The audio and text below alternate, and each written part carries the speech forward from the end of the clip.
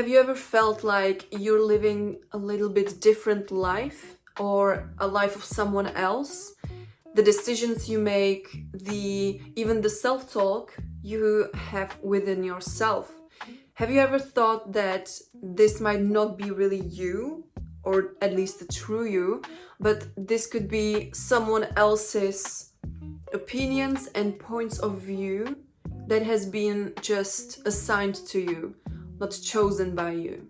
If you do have that feeling, I first of all want to congratulate so much for your self-awareness, because the first problem that we have is that so many people just accept it. We need to be conditioned. It's in our history. We were born into a tribe, and like that we could only survive to be part of a tribe. So that's why we naturally started to act like everyone else around us. However, this might not mean that it's real you.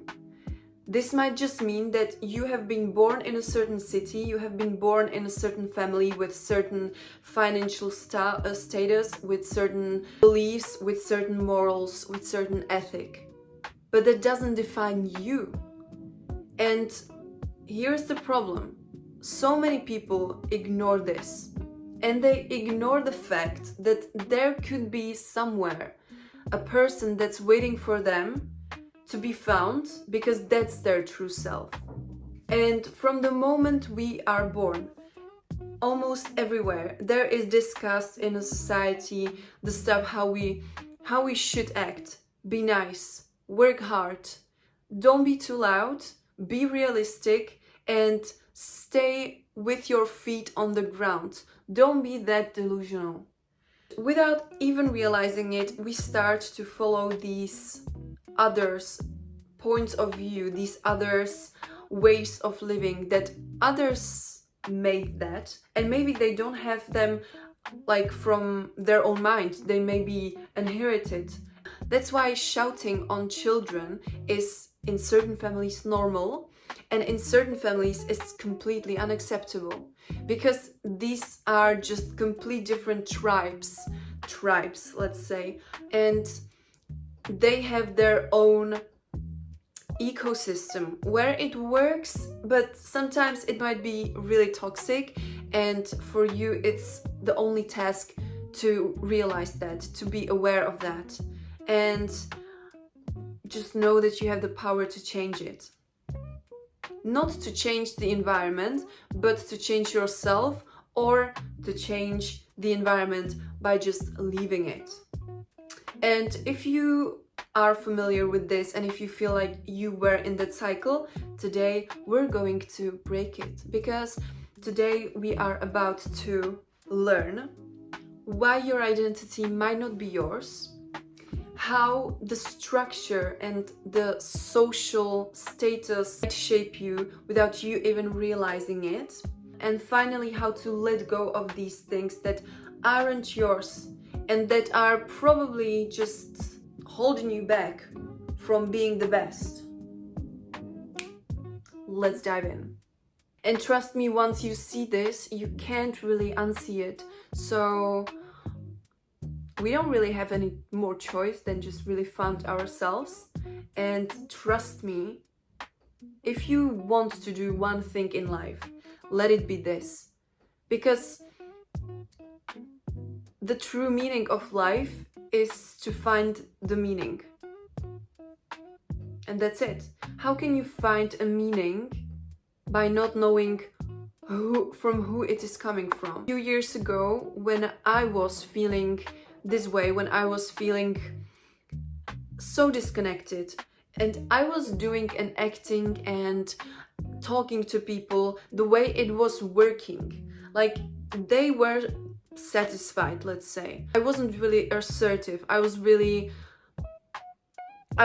accepting so much stuff that I shouldn't have accept, and I should have stand for myself, and that really I did stuff that made me really self-conscious. One day I was journaling about that, because I was really feeling this just nothingness. And I had a lot of anxiety as well. It was like everything all together. And sometimes your body just rings that alarm that, okay, girl, this is the time to freaking change it. It's not possible to go on in this state. So I really journaled for like 3 hours. I wrote everything out. I wrote all the beliefs. I wrote all my feelings when I talked to others. And I wrote how I would like to, for example, sing more, or how I would love to like create these videos, you know. I had these feelings, but I still had in my mind the fact that I should study economics because it's good to get a stable job, and it's really something that will hold me, that it's like a pillow that I can land on, which is true. I'm not saying that having a backup plan is a bad thing necessarily. I just say that you don't really need it when you really know who you are and when you really know what you want to do. When you have this vision, there is no chance you will need the backup plan. There is no chance. Then I realized what has been taught to me, like what things in school teachers told me, and it really made a mark on me. And then I started to act accordingly to that little stupid sentence. Like one teacher once told me that I'm good in math, which I don't know where this came from, the teacher, but I started to really believe in myself in math. And it wasn't that bad. But then I started to journal on that, and I was like, dude, that's the reason why I'm on economic college. All these things came together, and I was like, damn, I'm really like a puzzle here. Like, I'm really a puzzle, but it doesn't connect. It doesn't just sit down with the other puzzles, you know? It doesn't make a beautiful picture at the end. It makes a chaotic mess. And that's exactly what I was. Chaotic mess. That's when I started to dig in the identity and the way you could shift the identity and the way you could really release everything that's not yours. The key thing is to not get more information, but rather strip all this information that has been not yours, that has been given to you, and you didn't choose it to have that in your mind, but your subconscious mind already stored it. And best believe that everything you do, it's not your conscious mind that's doing it, it's your subconscious mind. That's why I really recommend to read a Carl Jung's book. I'm gonna put it right there. Here, Carl Jung really discusses the importance of subconscious mind and the importance of literally like washing out everything that has been given to you from childhood to this day.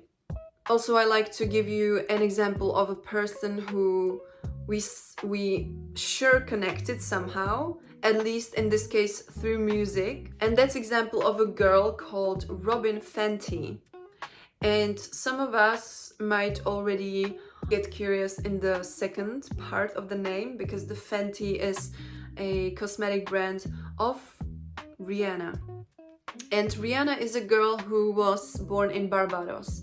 And there you have lots of, I would say, expectations, the society's norms, and she was really raised with like a strong cultural and family expectations.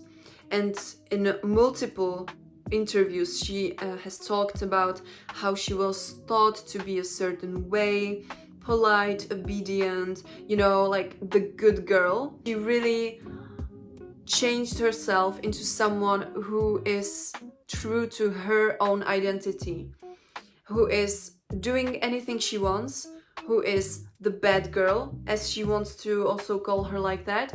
Everything in here is a proof that you first can do it, and that second, even people like Rihanna had to go through this in order to be who is she now. Otherwise, she would be just the girl Robin in Barbados, and she would be the obedient good girl. We wouldn't have a star like that if this wouldn't happen. And that's the thing. You might not even know who you can be if you just don't try it. And what is this life about if not trying the best out of it, if not pushing the envelope so freaking far you can? What is this life then about? About fear? About surviving? I wouldn't say so. You didn't click on this video to let me tell you this. No. This is going to require an action. And before taking action on this, we need to specify where these information that are false to your identity can go from. So let me just read it for you. First is the family expectations. You're raised in a certain thought leadership by your mother, by your dad, by your siblings. Everyone is making a certain influence on you without you realizing it, but it's always happening. And from childhood, then we observe our families, even unspoken rules can be only things that you saw them do. If you see your parents arguing every day, you will be probably inclined to first seek this environment, and so that in your future you might be also experiencing these things because your brain is comfortable in it.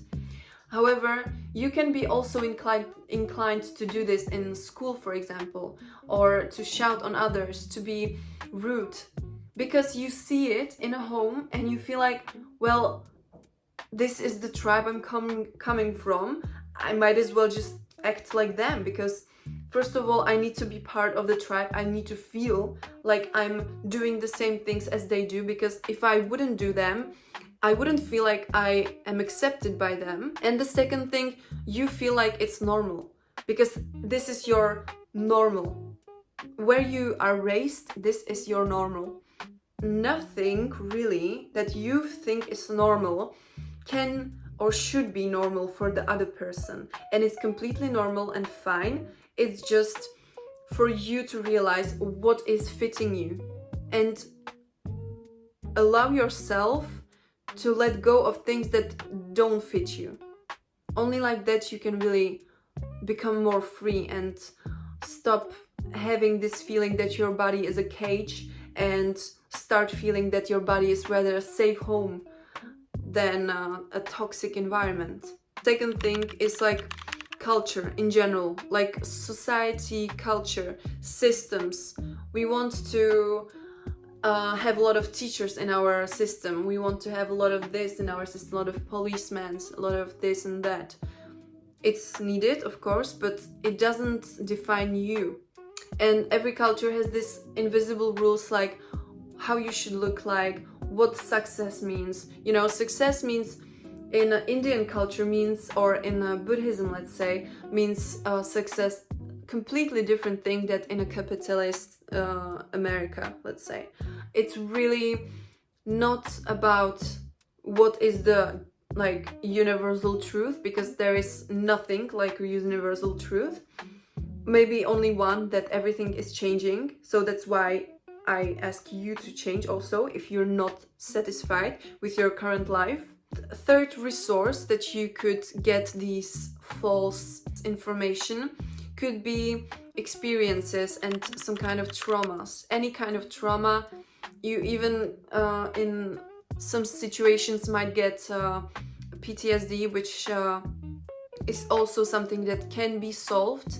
It's not you, it's just what happens to you, and it doesn't define you. So also these traumas, just by really simple things like someone laughing at you for your skin color, or someone laughing at you because your thighs are a little bit bigger than others. It's so silly, and children are like that, and it makes us a little bit resilient when we take the proactive attitude. as you are going to take now. I'm gonna tell you the most satisfying thing about this whole problem. You can solve it all by yourself, and you can take all your power back, and it's just going to take a little bit of effort, a lot, but it's worth it. So this process has 3 steps. It's called the process to reclaim your identity. And it consists of identifying the borrowed beliefs, next, challenging those beliefs and replacing them, and then putting all this into practice. It's a 3-step process, very simple, but not easy necessarily. Keep in mind that if this would be easy, everyone would be their true self and everyone would be just screaming and dancing in the streets with no shame. But it's not that easy. There are lots of people that just didn't and won't do this, but I believe if you've gone this far in this video, I believe that you can do it. And if you are going to do that, I want you to let me know by just putting this emoji. I still don't know what I'm gonna put in here. I'm gonna just decide when I'm gonna edit this video. But I want you to put in this emoji and in the comments, and that's how I will know. Last thing, let's deconstruct each of these points and then finish this video up with a powerful feeling. What I'm doing now is literally I'm telling you what I did those few years ago, because only that was the starter of my shift, of this change that I wouldn't give up for anything. I've written a few notes so that I'm clear in my head and I don't mess up. And so the first step, to identify the borrowed beliefs. I want you to take at least 5 minutes. What I want you to do is write down every major belief you have about yourself. And I don't want to say how many beliefs you should be having. I feel like I would be limiting you by that, by any number. So just write all that you feel. Now I want you to ask for each of that belief these 3 questions. Where did this come from? Do I actually believe this? And does this belief help me or does it limit me? So, for example, if you want to write, I need to be successful in order to be loved, which usually comes from childhood, by just your parents, for example, cheering for you only when you had good grades. Okay, where did this come from? Okay, from childhood, from my parents. Next question, do I actually believe this? Well, I do, because I was programmed like that. And does this belief help me or limit me? It really limits me in my emotional state, in my calmness, and in my peace within myself. Because like this, I still have the pressure to be result driven, which is alright, but it cannot be to that point that I'm taking like 2 or 3 hours extra work hours every day. And I definitely don't feel like I'm worthy. All I feel is tiredness. So no, it doesn't help me. So I need to do something about this, that I believe this. And so just journal about that, or read a book about that, or have a conversation with a psychologist. So now if you have deconstructed, for example, this work ethic, you want to challenge it and you want to replace it. So I want you to ask of this belief, what is the opposite of this belief? The opposite of the belief that I need to be successful in order to be loved. For example, I am enough, I am worthy enough, whether I have my result over exceeding my annual plan in just 3 months, or if I do not have it all. It doesn't connect with my worthiness, it just connects to what I do. But that doesn't mean and doesn't define whether I am worth being with, whether I am worth living, whether I am worth eating, whether I am worth anything. And then also to this belief, I want you to ask, like, what would happen if I let go of this belief? And this will make you realize that maybe without this belief you would be thriving, but this belief is just stopping you from focusing on your passions instead of your work, and therefore making your life more meaningful. And that's actually the goal. The third and sometimes the most challenging thing is to really act like your new belief.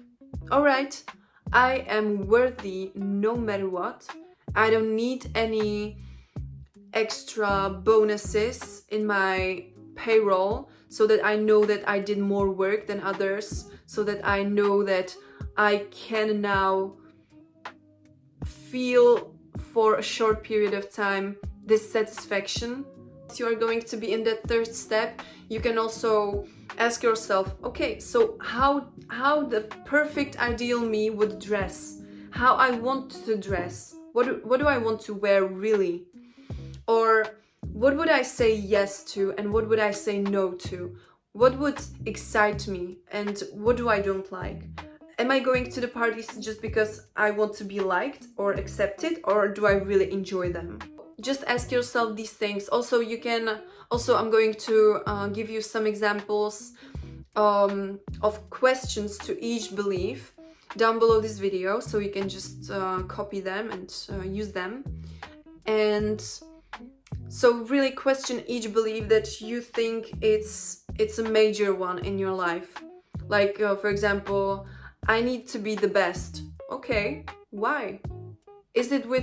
Does it come from you, or does it come from the fear of not being enough?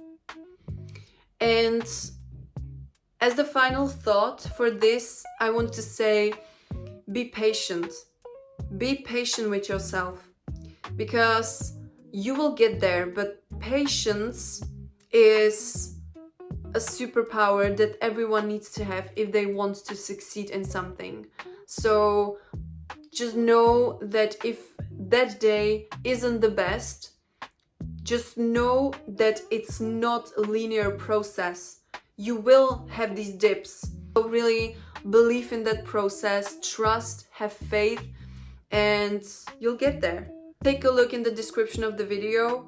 Take or borrow some of these questions that you feel like could help you the most, because the more you wait, the less of the dream life you'll get to have in the future.